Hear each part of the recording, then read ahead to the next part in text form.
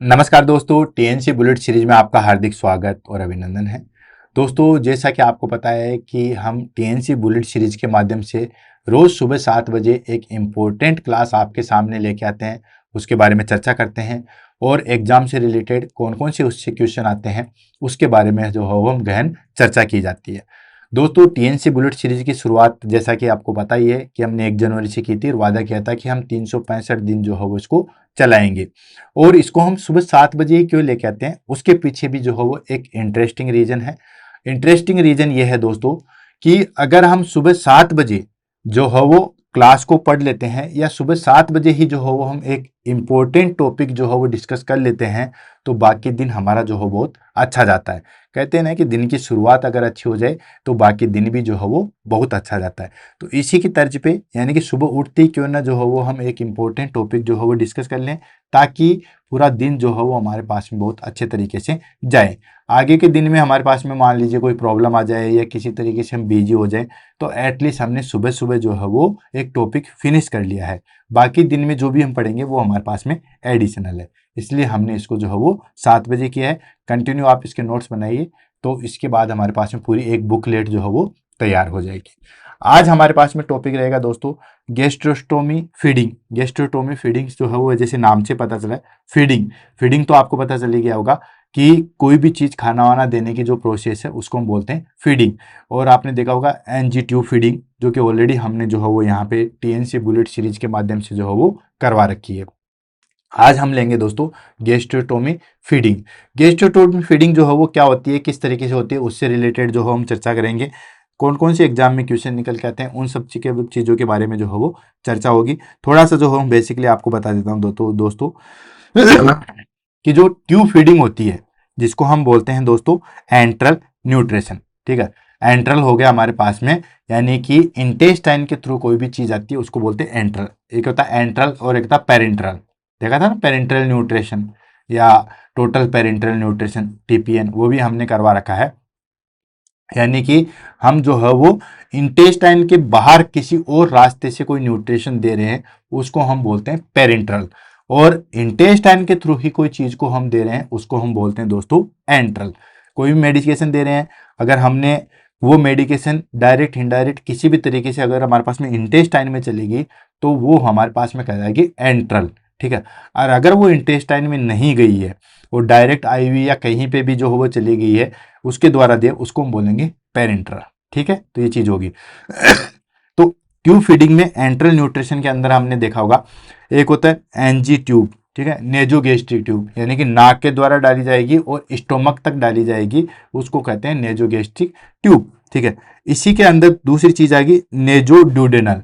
वही सेम चीज होती है, बस वो ट्यूब थोड़ा सा आगे तक जाती है और कहाँ तक जाती है, डुडेनम तक जाती है। ये लो, डुडेनम तक जाती है, उसको हम क्या कहते हैं, नेजो डुडेनल ट्यूब। नाक के थ्रू जाएगी लेकिन वो डुडेनम तक जाएगी। इसी में हमारे पास में एक और आ जाती है नेजो जेजुनल ट्यूब।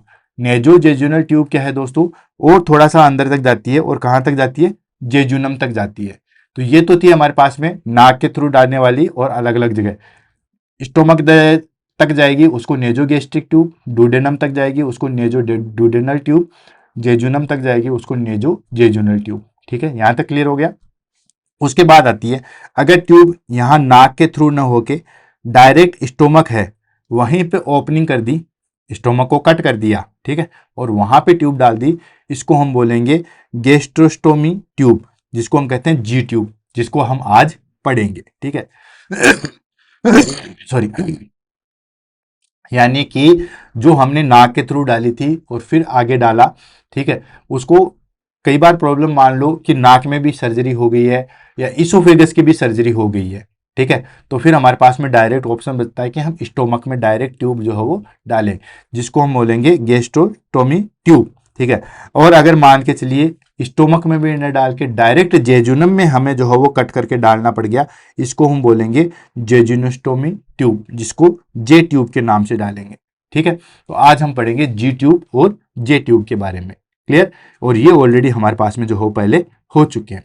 तो चलो शुरुआत करते हैं और आगे बढ़ते हैं। सबसे पहले डेफिनेशन की बात करें तो डेफिनेशन ऑलरेडी हो चुकी है। ठीक है, गेस्ट्रोस्टोमी फीडिंग यानी कि कहीं पे भी जो है वो कट लगा के स्टोमक में डायरेक्ट ट्यूब डाल के वहां पे अगर हम फीडिंग फ्लूइड या न्यूट्रिशन देंगे उसको हम क्या कहेंगे दोस्तों, गैस्ट्रोस्टोमी फीडिंग कहेंगे। ठीक है, तो देखो gastrostomy feeding refers to deliver nutrition, fluid and or medication directly into the stomach through a gastrostomy tube, like जिसको क्या कहेंगे जी tube, which are inserted surgically or endoscopically through the abdominal wall। यानी कि गैस्ट्रेटोमी फीडिंग जो है वो किसको कहते हैं, गैस्ट्रेटोमी फीडिंग जो है वो refers to deliver the nutrition, जो भी हम न्यूट्रिशन दे रहे हैं, फ्लूइड दे रहे हैं या जो भी मेटेरियल जो है वो मेडिकेशन दे रहे हैं, किसके डायरेक्टली स्टोमक में दे रहे हैं, किसके द्वारा, गैस्ट्रोटोमी ट्यूब जिसको हम कहते हैं जी ट्यूब। यानी कि डायरेक्टली फीडिंग जो है वो न्यूट्रिशन है, फ्लूइड है, मेडिकेशन है, डायरेक्टली हम स्टोमक में डाल रहे हैं, किसके द्वारा, गैस्ट्रोटोमी ट्यूब जी ट्यूब के द्वारा डाल रहे हैं, जो कि सर्जिकली या एंडोस्कोपिकली जो है वो एब्डोमिनल वाल के जो है वो बाहर निकली हुई है। यानी कि डायरेक्ट एब्डोमिनल वाल से कट करके जो ट्यूब डाली हुई है उस ट्यूब के अंदर डायरेक्टली हम सारे न्यूट्रिशन, फ्लूइड या मेडिकेशन डायरेक्टली उसके अंदर डालेंगे, उसको हम क्या कहेंगे दोस्तों, गैस्ट्रेटोमी फीडिंग। या और वो जो ट्यूब होती है उसको हम बोलते हैं जी ट्यूब, याद रखना। ठीक है, और जो जेजुनम में डाली जाएगी उसको हम क्या कहेंगे दोस्तों, जे ट्यूब। ठीक है, तो ये तो गैस्ट्रोटोमी ट्यूब आ गई। एक होता है हमारे पास में जेजुनोस्टोमी, उसको हम कहेंगे जे ट्यूब। ठीक है, इसको हम कहेंगे जे ट्यूब, तो ये याद रखना। ठीक है, जी ट्यूब और जे ट्यूब, क्लियर। देन उसके बाद आ जाता है हमारे पास में इंडिकेशन, यानी कि ऐसे कौन कौन से रीजन होते हैं, कौन कौन से ऐसे इंडिकेशन होते हैं जिसके अंदर जो है वो हम बेसिकली इसके अंदर जो है वो गैस्ट्रेटोमी फीडिंग करवाएंगे। ठीक है, तो पहला आ जाता है हमारे पास में neurologically disorder like stroke, cerebral palsy. ठीक है, यानी कि इसके अंदर क्या होता है कि इम्पेयर्ड स्वेलिंग एंड डिस्फेजिया हो जाएगा, तो उस कंडीशन में हम जो है वो एनजी ट्यूब डालते हैं। ठीक है, अब एनजी ट्यूब डालते हैं, एनजी ट्यूब जो है वो हमने मान लीजिए यहाँ पे भी कोई सर्जरी हो रखी है, ठीक है, या यहाँ पे भी कोई न्यूरोलॉजिकल डिसऑर्डर है, तो फिर हम डायरेक्टली जो है वो जेजुस्टोम जो है वो डालेंगे। नेक्स्ट आ जाता है हेड और नेक कैंसर।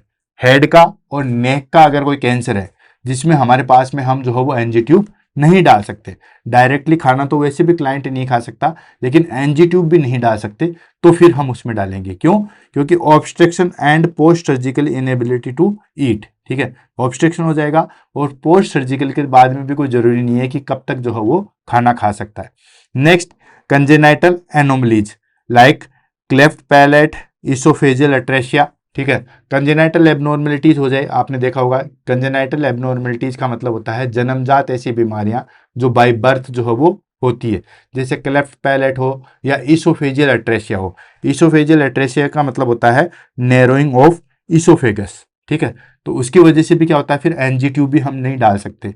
ठीक है, और उनके अंदर जो है बेसिकली ओरल फीडिंग जो है वो डिफिकल्ट हो जाती है, तब हम जो है वो जी ट्यूब डालते हैं। नेक्स्ट आ जाता है हमारे पास में सीवियर एनोरेक्सिया और फेलियर टू थ्राइव। ठीक है, सीवियर एनोरेक्सिया हो जाए या फेलियर टू थ्राइव हो जाए तो हमें न्यूट्रिशन सपोर्ट के लिए भी जो है वो जी ट्यूब डालनी पड़ सकती है।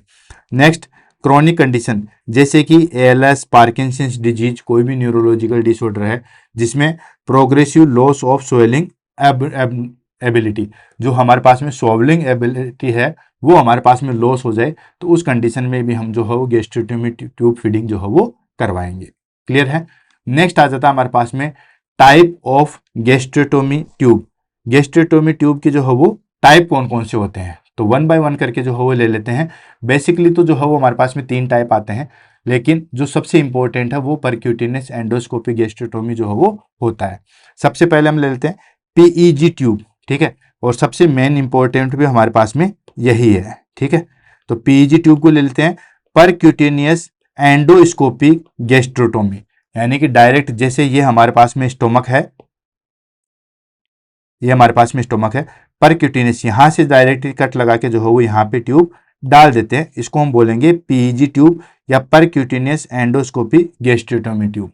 ठीक है, ये क्या होता है, इंसर्टेड एंडोस्कोपली अंडर द सेडेशन। ठीक है, शेडेड करके जो है वो ट्यूब डाली जाती है, और ये सबसे मोस्ट कॉमन मेथड्स होता है, ठीक है, जो कि मैंने आपको थोड़ी देर पहले बताया था कि सबसे मोस्ट कॉमन मेथड जो है वो हमारे पास में यही होता है।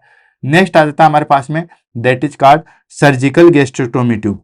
सर्जिकल गैस्ट्रेक्टोमी में क्या होता है कि लेप्रोस्कोपी सर्जरी या ओपन सर्जरी करके जो है वो हम ट्यूब डालते हैं, जिसको हम कहते हैं सर्जिकल गैस्ट्रेक्टोमी ट्यूब, या फिर हम कहते हैं दोस्तों सर्जिकल जी ट्यूब।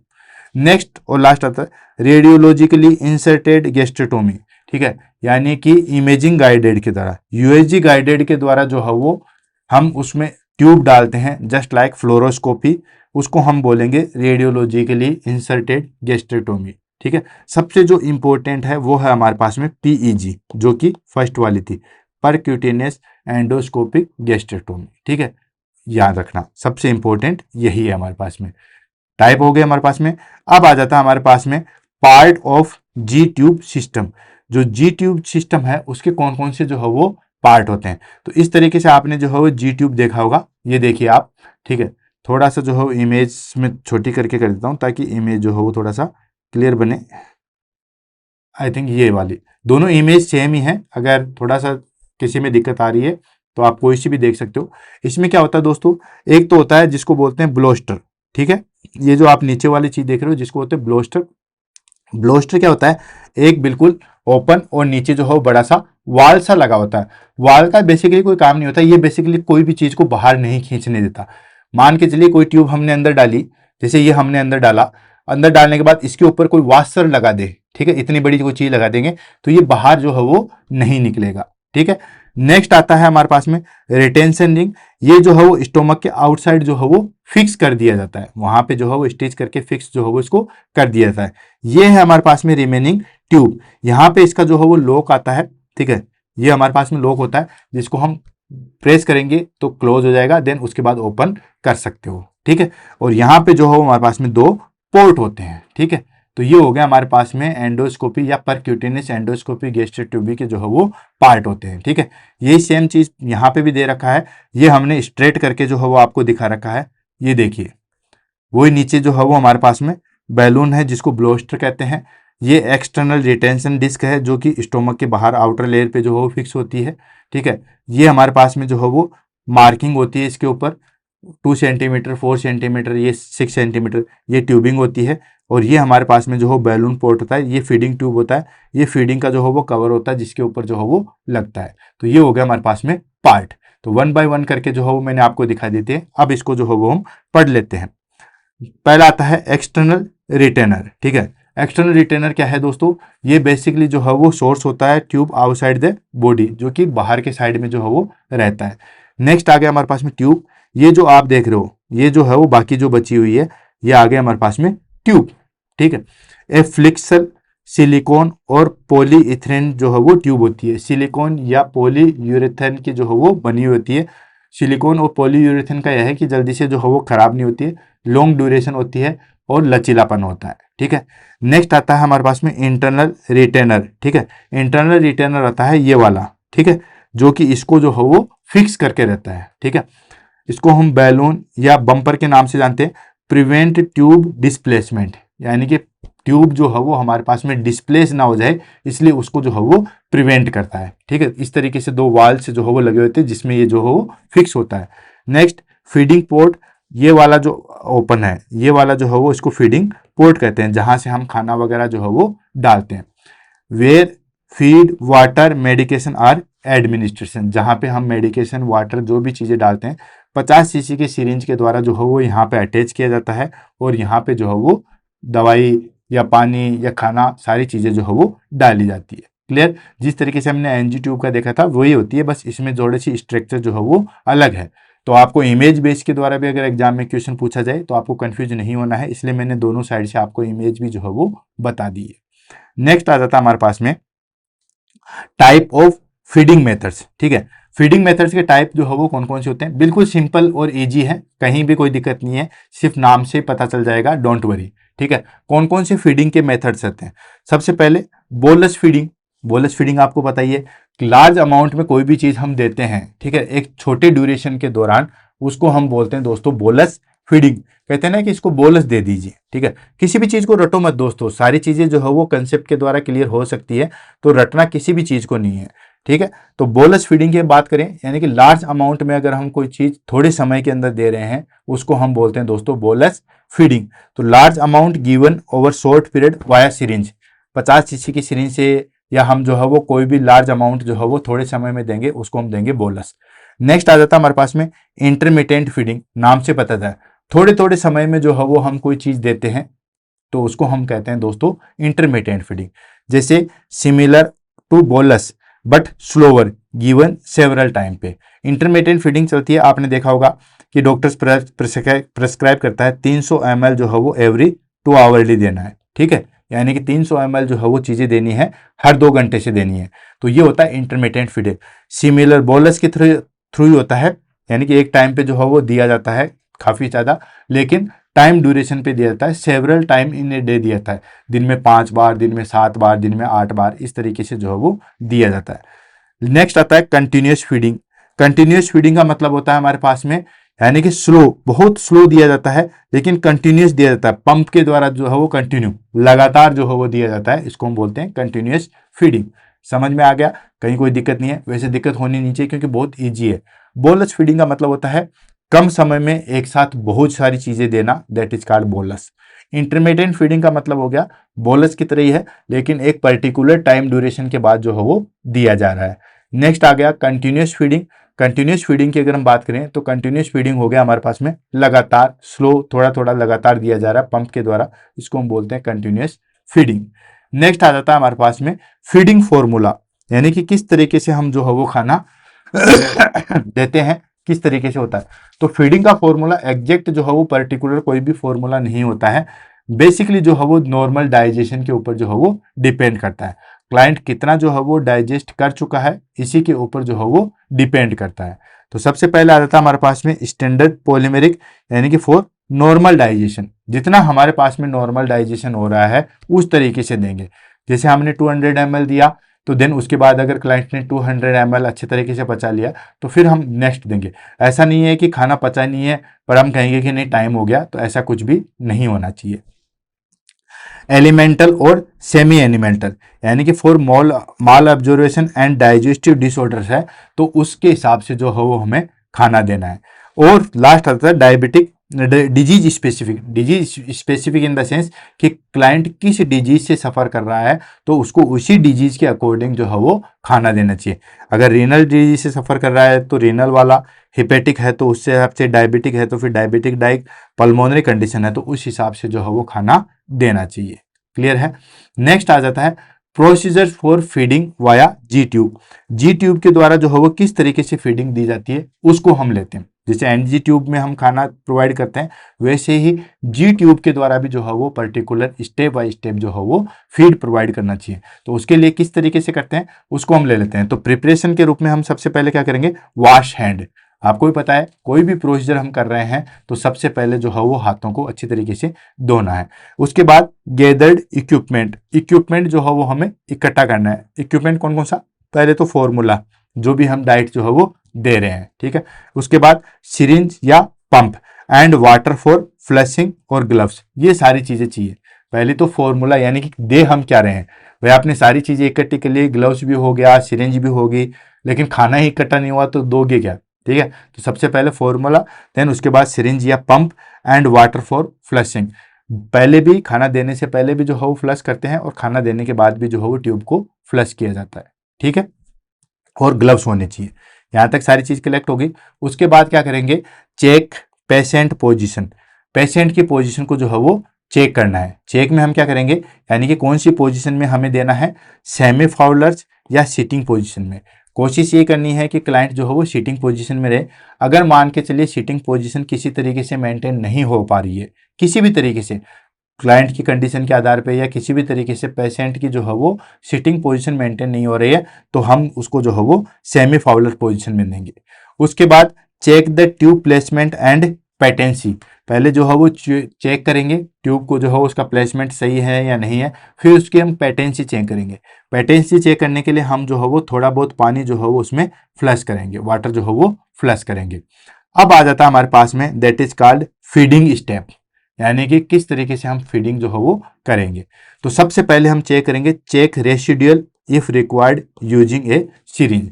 सबसे पहले हम रेसिडुअल वॉल्यूम चेक करेंगे, यानी कि जो पहले हमने खाना दिया है वो पचा है या नहीं पचा है।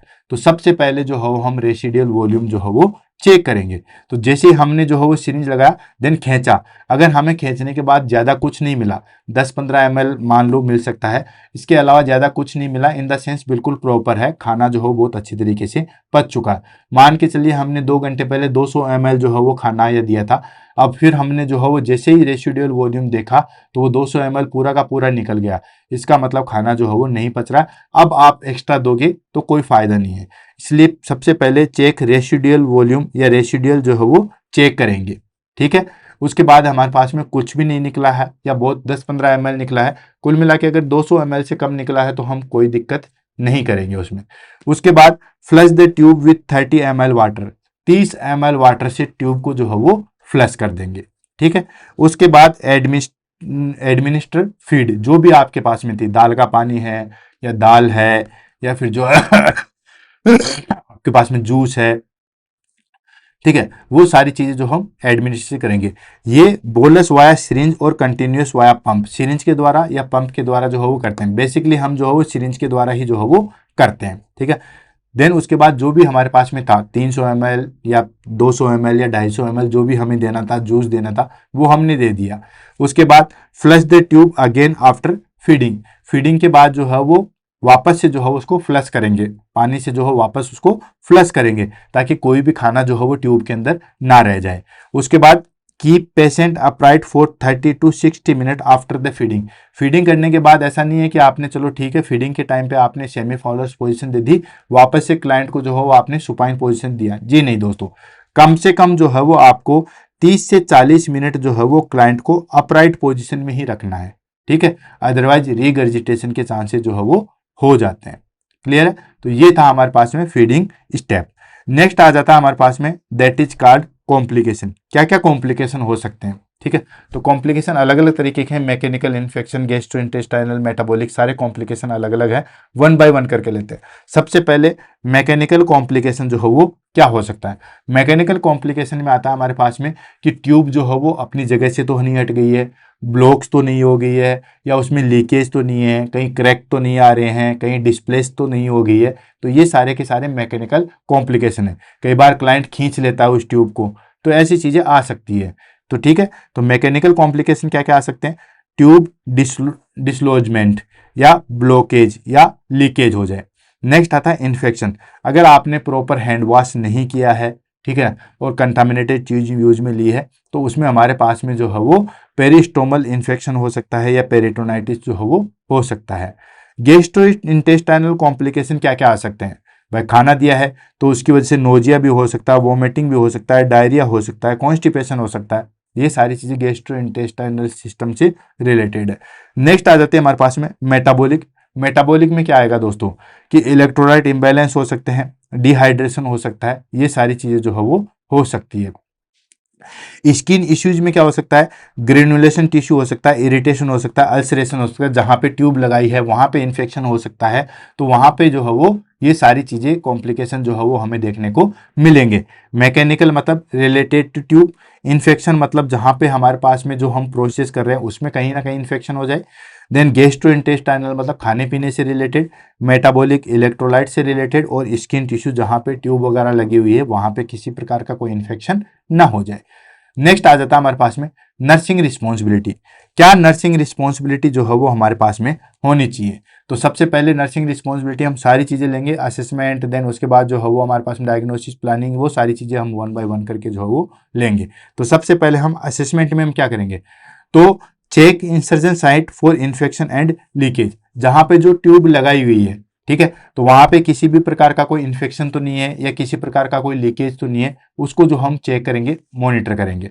And monitor weight, hydration and nutritional status. ठीक है, जो भी क्लाइंट पीईजी ट्यूब पे है तो उसका जो है वो कंटिन्यूस वेट होना चाहिए डेली, हाइड्रेशन चेक करेंगे, स्किन ट्रिगर देख के हम जो है वो हाइड्रेशन चेक करेंगे, एंड न्यूट्रिशनल स्टेटस जो है वो चेक करेंगे। नेक्स्ट हम करते हैं care of tube site. Tube जहां पे लगी हुई है उसको हम किस तरीके से केयर कर सकते हैं। तो ये तो था हमारे पास में ऑल ओवर क्लाइंट से रिलेटेड असेसमेंट, यानी कि वेट चेक करना, लीकेज चेक करना, ये सारी चीजें करना। अब आ जाता है हमारे पास में कि ट्यूब को हम किस तरीके से केयर करेंगे या ट्यूब को हम किस तरीके से चेक करेंगे। तो डेली जो है वो ट्यूब को क्लीन करना है with mild soap and water, यानी कि नॉर्मली जो है वो जिस तरीके से पानी और साबुन से जो है वो ट्यूब को अच्छी तरीके से, आसपास के एरिया को जो है वो अच्छी तरीके से क्लियर करेंगे, ठीक है।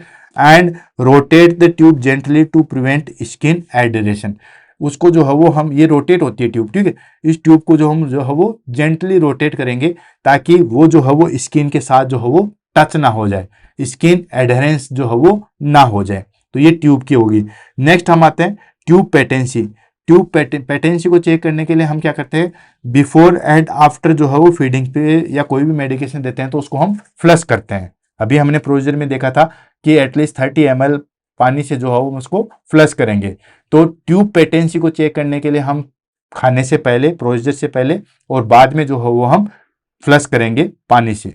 उसके बाद आता है हमारे पास में फीडिंग मैनेजमेंट। फीडिंग मैनेजमेंट हम किस तरीके से करेंगे, यानी कि जो प्रोटोकॉल बनाया है उसके हिसाब से जो है वो हम खाना देंगे, जो जिस ड्यूरेशन के दौरान दिया गया है उस ड्यूरेशन के दौरान देंगे। और एस्पिरेशन से प्रिवेंट करना है, इसलिए उसको प्रॉपर जो है वो पोजीशन में रखेंगे। और खाने के फीडिंग के बाद भी जो है वो एटलीस्ट 30 से 60 मिनट जो है वो उसको अपराइट पोजीशन में ही रखेंगे। तो ये हो गया हमारे पास में फीडिंग मैनेजमेंट, यानी कि administration feeding as per schedule और प्रोटोकॉल। जो प्रोटोकॉल और शेड्यूल है उसके अनुसार, जैसे मैंने आपको बताया था कि जैसे कई बार होता है कि 200 ml देना है एवरी 3 आवरली, तो इस हिसाब से देना है, ठीक है। तो जो प्रोटोकॉल बनाया उस हिसाब से। एंड उसके बाद आता है prevent aspiration bye maintaining upright position, ठीक है। एस्पिरेशन से जो है वो मेंटेन करने के लिए, और ये मेन कॉम्प्लिकेशन है, ध्यान रखना, ठीक है। पीजी ट्यूब फीडिंग का भी मेन कॉम्प्लिकेशन है। तो एस्पिरेशन से प्रिवेंट करने के लिए हम क्या करते हैं, उसको अपराइट पोजीशन में रखते हैं। और प्रोसीजर के बाद भी एटलीस्ट 30 से 60 मिनट तक जो है वो हम उसको अपराइट पोजीशन में ही रखा जाता है, ठीक है। तो या तो हम सेमी फाउलर पोजीशन में रखते हैं, ठीक है, या फिर जो है वो हम क्या करते हैं दोस्तों, उसको सिटिंग पोजीशन में रखते हैं। क्लियर है, जो कि ऑलरेडी हमने डिस्कस कर चुके हैं। नेक्स्ट आ जाता है हमारे पास में that is called patient education. हम क्या देंगे, पेशेंट एजुकेशन को हम जो है वो देंगे teach the patient caregiver about the site care, sign of complication and feeding procedure. भाई आपने पीजी ट्यूब लगा दी, जब तक हॉस्पिटल के अंदर है तब तक तो जो है वो नर्स उसको फीडिंग दे रही है, लेकिन हॉस्पिटल से डिस्चार्ज होने के बाद में कई बार जो है वो पीजी फीडिंग जो है वो 2 साल 5 साल 10 साल तक भी चलती है। तो वो सारी केयर जो है वो हम क्लाइंट खुद करता है या क्लाइंट के जो है वो घर वाले करते हैं। तो उनको एजुकेशन दी जाती है, यानी कि या तो पेशेंट को जो है वो एजुकेशन दी जाती है या उसके जो केयर गिवर है, ठीक है ना, उसके घर वाले जो भी हैं उनको जो है वो अच्छे तरीके से टीच किया जाता है। किसके बारे में, साइट केयर के बारे में, कि उसको जो है वो किस तरीके से केयर करनी है। And sign of complication, complication के क्या क्या साइन होते हैं उनके बारे में। एंड फीडिंग प्रोसीजर, कि किस तरीके से आपको जो है वो फीड देनी है, हाथ साफ करके देना है, सीटिंग पोजीशन में रखना है, फ्लश करना है, देन फीडिंग देना है, वापस से फ्लश करना है, फिर उसको अपराइट पोजीशन में रखना है। तो ये सारे प्रोसीजर के बारे में जो है वो अच्छी तरीके से जो है वो उसको एजुकेट करेंगे। नेक्स्ट आ जाता है हमारे पास में एडवांटेज की बात करें, क्या क्या एडवांटेज है, ठीक है। तो एडवांटेज जो है वो इसकी यही है कि ये लॉन्ग टर्म न्यूट्रिशनल सपोर्ट है। मान लो किसी की सर्जरी हुई है और लगता है कि 5 या 6 महीने तक या 12 महीने तक जो है वो यहाँ मुंह से या इस एनजी ट्यूब से खाना नहीं ले पाएगा, तो लॉन्ग टर्म न्यूट्रिशन सपोर्ट के लिए जो है वो पीजी ट्यूब सबसे बेस्ट है, ठीक है। इवन एनजी ट्यूब से भी जो है वो बेस्ट है। नेक्स्ट आ जाता है हमारे पास में reduce aspiration risk compared as nasogastric tube. Nasogastric tube के कंपैरिजन में जो है वो हमारे पास में एस्पिरेशन के रिस्क जो है वो या एस्पिरेटर के जो है रिस्क जो है वो बहुत कम हो जाते हैं। Then more comfortable for long term use, ठीक है। एनजी ट्यूब के कंपैरिजन में जो है वो पीजी ट्यूब काफी ज्यादा जो है वो इफेक्टिव है और मोर कंफर्टेबल है। क्लियर है। लास्ट आ जाता है हमारे पास में दैट इज कॉल्ड डिसएडवांटेज। क्या क्या डिसएडवांटेज है, अब देखो कोई भी चीज का एडवांटेज है तो कुछ ना कुछ जो है वो डिसएडवांटेज भी होगा। तो पहला डिसएडवांटेज है रिक्वायर्ड सर्जिकल और एंडोस्कोपिक प्रोसीजर्स। भाई एनजी ट्यूब तो हम जो है वो घर पे भी डाल लेते हैं, ठीक है ना।